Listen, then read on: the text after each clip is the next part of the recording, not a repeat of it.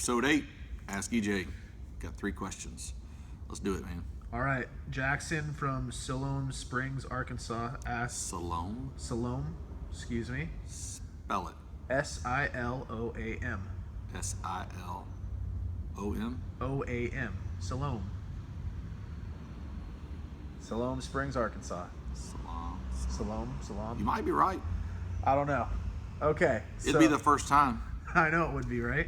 All right. Okay, so he asks, hey, I'm 150 pounds. I have no problem with concealing, but I don't know what to carry, the 1911 or Glock.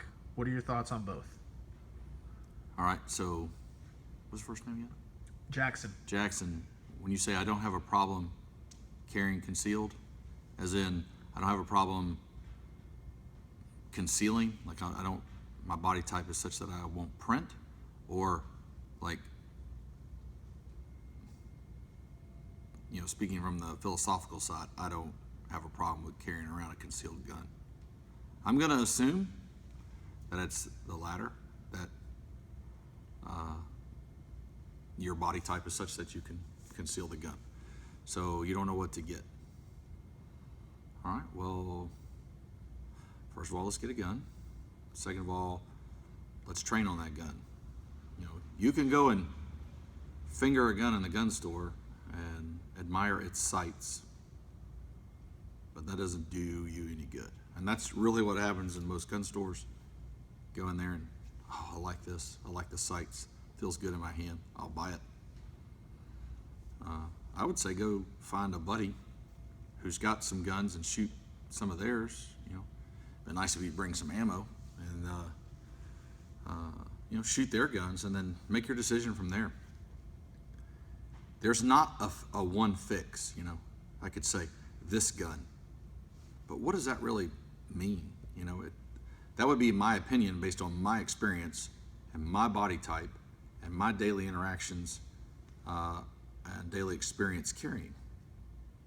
May not be applicable to you. So I would look at as many guns as I could, shoot as many, as well as different calibers, so that you can make a better informed decision. I wouldn't be, I mean, let's put it to you like this. I wouldn't ask a guy what's the best truck for me to buy without sitting in the truck, messing around with the radio, driving it around the 2-mile course that the dealership will let you drive it, and then weighing a whole bunch of other factors. You know, you got to look at too, how's that gun going to sit on your body? Where are you going to carry it? What position? You know, are you a 4-o'clock? You appendix? Are you the Magnum PI carrier? You're going to do it like John McClane, wearing a shoulder holster? I mean, all those are different factors that you got to take into consideration. So for me to say, this is the gun, you know, I really wouldn't be doing you a service by answering your question in that regard. I mean, if you're going to pose a question like Glock versus 1911, I'll say, how many bullets does each one of them hold? Well, Glock makes a bunch of different ones that all have different, you know, carry capacities. So do you want to go to the Glock 43, which is a single stack, subcompact 9mm? Pretty daggum easy to conceal. But then again, a 1911 may have 6-7 rounds, and you can get a subcompact in that. The second thing I would say is, with 150 pounds, you know, when you say you don't have a problem carrying concealed, is that with a double stack mag or a single stack? Because as soon as you go to double stack, now you're into 10, 15, maybe 17 rounds, depending on which you know, pistol you choose. Even with a 1911, you're probably not going to max out more than 8. And you know, bullets and good friends with guns are hard to find in a gunfight. So I didn't really answer his question, but you need to be more specific. And again, I'm having to dissect your question and look at the reason why, and I'm imposing my beliefs on why, and therefore that's helping me construct the answer. So I want to carry as many bullets as I can and keep it concealed. And for what that is for you, I don't know. Find friends with guns and shoot their guns. But be that good friend and bring some ammo. Maybe you have a box of ammo to leave with him to say, hey, thanks for spending your time with me and letting me shoot your gun. That'd be a nice thing to do. All right, next question. Austin from Murfreesboro, Tennessee. Murfreesboro. It says free in there, so that is it spelled free? You are such a California hippie. Murfreesboro, Tennessee. Okay. So Austin from How Murfreesboro. dare you mispronounce a city from the free state of Tennessee? Is it spelled Murfree? Borough? Yeah, borough, but like free, like. I don't care how you spell it. It's pronounced Murfreesboro. Okay. So Austin from Murfreesboro. There you go. There we go. Now you got to put a little southern drawl into it. Okay. I can't do that. Because you're too busy with a hacky sack. Let's go. Come on. Murfreesboro. Murfreesboro, What are Tennessee. Okay, so what are your truck gun recommendations? I'm interested in getting a dedicated gun for my truck. Let's say $1,000 budget. I'm Okay. considering an XDM, a 45 4.5 inch 13+1, or a Glock 21. Thoughts? Is there anything else I should add to my list? What's his name? Austin. Austin. All right, from Murfreesboro. All right, when you say truck gun, Austin, I envision one thing. So I want to make sure that I am envisioning what you are asking when you say truck gun. When you say truck gun, are you using that term to imply I have a gun available should I get carjacked? If that's the case, a good pistol readily available would not be a bad option. Actually, it would be a really good option. If you are envisioning a truck gun as in it hits the fan moment and you need to get out and start taking care of zombies or something, I would not be wanting a pistol in my hand. I would want a rifle because pistols piss people off and rifles kill people. So for me, that would be an AK. Highly reliable, 30 caliber round, 30 rounds in the magazine, and it's going to go bang. So that would be my option that I would suggest to you there. Now, there's a third scenario. That is, you have a backpack, and you can grab that backpack. If that was going to be the case, I would recommend something of a AR style pistol, maybe an SBR with a collapsible stock or folding stock such that it will fit into the backpack. That way you can carry extra loaded magazines, a blowout kit, and flashlight, batteries, whatever else you need, okay? Wherever the scenario is going to take you. And if that was the case, I'd look at something like a SIG MPX or maybe a 9.5 inch barrel, maybe even a 7-inch barrel. All those things tend to be unreliable if the gas system is not just like perfect. And then you got to get a collapsible stock and you got the buffer tube. I don't know, you'd have to have a pretty big backpack. For me, I've got a backpack with a SIG MPX with the side folding buttstock.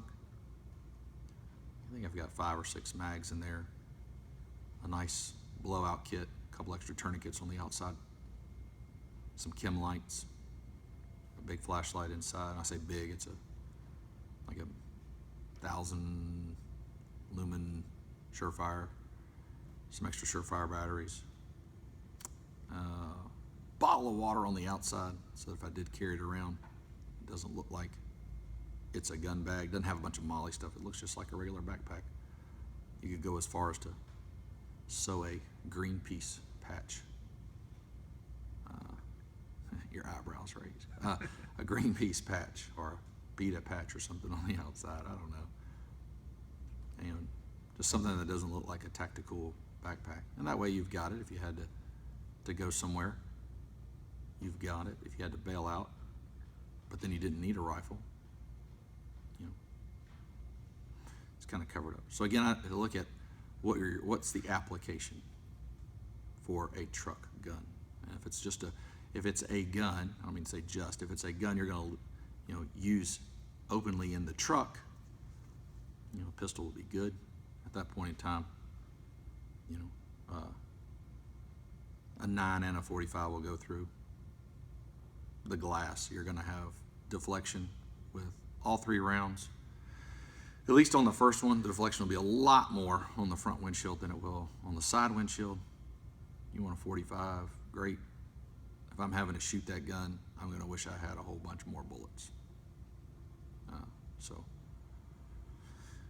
If you want a rifle for the truck, get an AK. But here's where we run into a common issue in, say, the gun community. A lot of questions are based on what? What gun, what light, what ammo? When the real discussion needs to be based on why. What's the application? There's not a one gun is applicable for all, if you will. They're tools.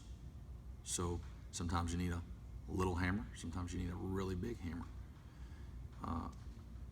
Money is a constraint to that line of thinking. So we tend to progress with one gun to 2 guns when we can do that, and the 3 guns. And then along that progression, we try to diversify: pistol, rifle, shotgun. And I get it. But I would look at how you believe you're going to use that gun. And I would get the gun that's appropriate for that. At least you have that one scenario or 2 covered.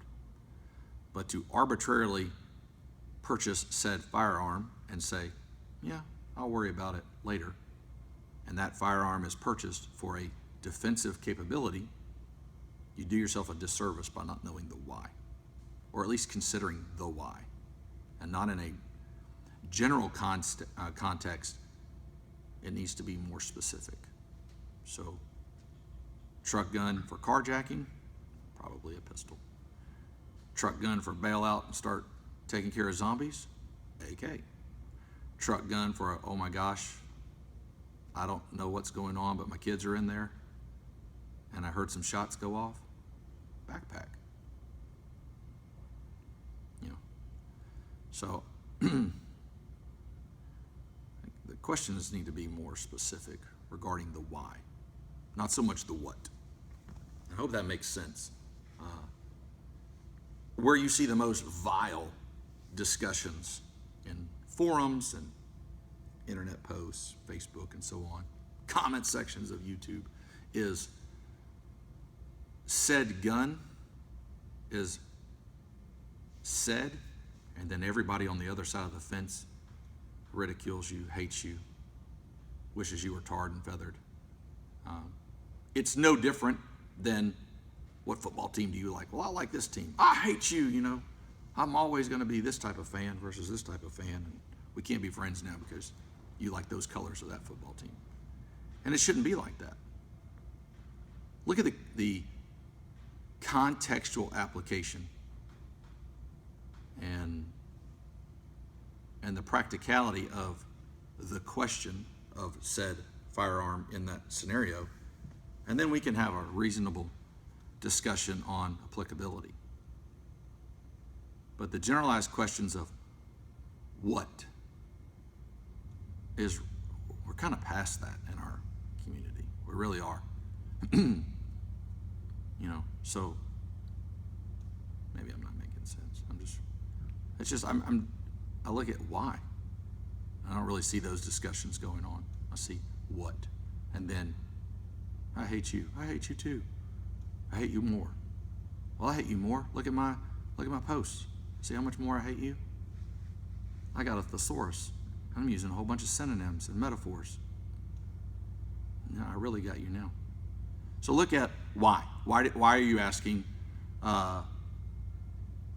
about this type of weapon in this type of scenario? You're going to get a lot clearer of an answer. I mean, I kind of answered it with like 3 different answers, but that's kind of how I see it. All right. Third question. Third question comes from Saj in Saskatchewan, Canada. Got a Canadian on the last question. Saskatchewan. Whatever. Saskatchewan. You never seen Grown Ups 2? With the guy, the girls in the pool, and he comes up. I'm from Saskatchewan. Oh, yeah. Yeah. That was the first one. Was it first? First one. Never seen the second one. But anyways, he asks, how to minimize acoustic damage from gunfire in a situation where you can't grab your ear protection. Suck it up, Buttercup. I mean, I don't see cops bailing out of their vehicle, putting earplugs on. You know, you have this thing called auditory exclusion, but it may or may not be, as much, or it may be greater than what I guess ear doctors would say is like the average, based on how much adrenaline is surging through your body at that time. But I will say, if you're grabbing that gun to go do God's work with it, and you're worrying about ear pro, probably got your priorities wrong. I'd handle the threat first. Now, when we are not worrying about skinning that gun out and doing God's work with it, then we can look at how to pre-position said ear pro. Like, for instance, my home defense shotgun has a set of electronic ear pro hanging on it. And in my mind, my little pea brain here, I'm thinking, if I have time to get up and go retrieve shotgun, I have time to throw on some ear pro. Doesn't take but like, I would guess 2 seconds. I haven't timed myself donning ear pro before, but and flip it on, electronic ear pro. For home defense, though, wouldn't putting the ear pro on be counterintuitive to assess a threat? No, you can still hear the threat through the earplugs or the headphones. Yeah, that's why it's electronic. Holy crap. Okay. Yeah. So this is what happens when you have Californians who have never experienced freedom before. You don't know all of it. You don't know how to deal with it. I get it. He's a convert. He came over to free America, so we're working with him. No, you put the ear pro on, turn it on, you can hear everything. And that way you could communicate more effectively, however that may be. They're pretty traumatic situations, I would imagine. I've never had to, shoot someone in my home, but as many, shoot houses, kill houses that I've been in, cracking around off in there, especially with, a shotgun, it could be pretty deafening. So, again, you've got time when you're not using it to pre-position said hearing protection, if you will,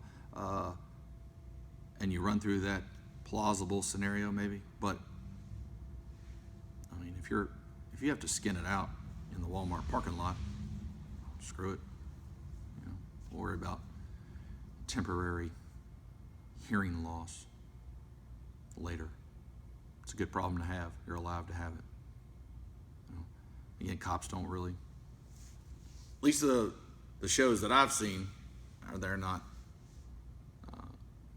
jumping out of their car and putting ear pro on, and it's filmed on location with real men and women of law enforcement. Bad boys, what you gonna do? All right, so that's 3. That's 3. Okay, cool. All right, don't forget about Snapchat, Instagram, radio show, and more questions. Here's what I'm going to tell you about the questions. Give me contextual application questions. So I can foresee needing a firearm for use in this type of scenario. Then you could say, what do you think is the best? But just to say, like the other day, what's the best rifle, bolt action rifle? For what? You know? So think about the different scenarios you might be in. You know you do, we all do. We definitely have at least 3 that we're going to be victorious in, at least in our mind. So of those 3 that you're going to be victorious in, what gun do you see yourself using? And then when you submit a question, let's see, put it in some type of context for me. I hate just being so across the board generalizing things all the time. You know? And remember, the next time you read these forums or you watch on the internet, think about what I just said. Are the haters talking about the what? Or are they talking about the why? So, I mean, it's kind of the gun community in a nutshell right there.